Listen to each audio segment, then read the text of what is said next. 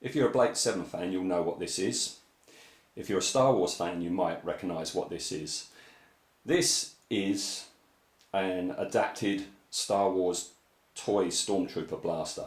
Back in the late 70s, the BBC had a habit of going down to Woolworths or whatever and buying these if they needed a science fiction weapon for whatever show they were making at the time. And in Blake 7, they actually used it twice.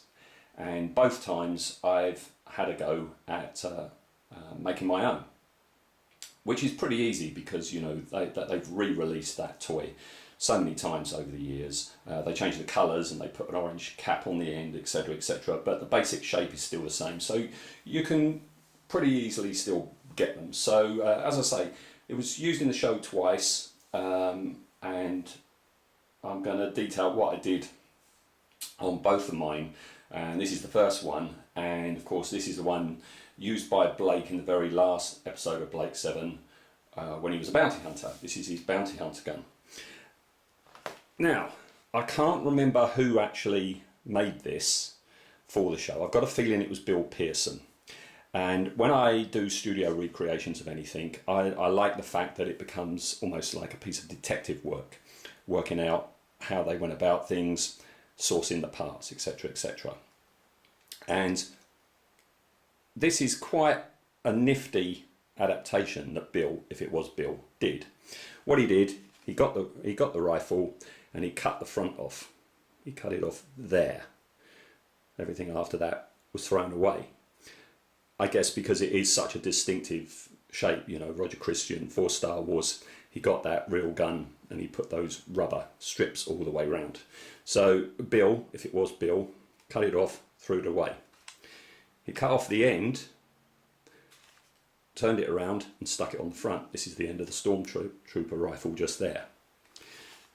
He capped it off with a disc, and what you've got here are a couple of EMA parts. The BBC, Martin Bower, loads of people went to EMA for their parts, and this is a couple from there. I just like to say I'm indebted to Phil Stevens, who, when I was making this 10 years ago, something like that, yeah, he was a great help pointing out, you know, what parts were used.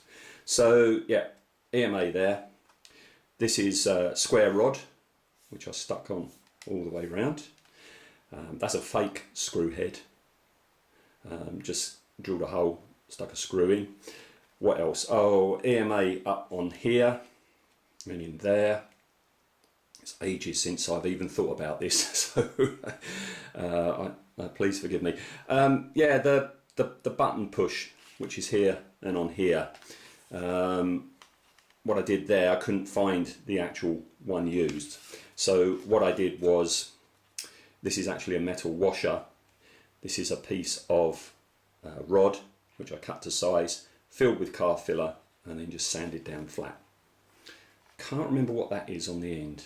Really can't remember. Oh well. So that's it done. Sprayed in a Halfords gunmetal colour. BBC like their silver tape, so silver tape on there, and then I've got black tape there and there. So I've always liked this, you know, I like the fact that it is a Star Wars gun that's been adapted in, as I say, really nifty, simple way, and I really enjoyed making that one. Stay tuned, I'll be putting up the second build made from the donor part at some point.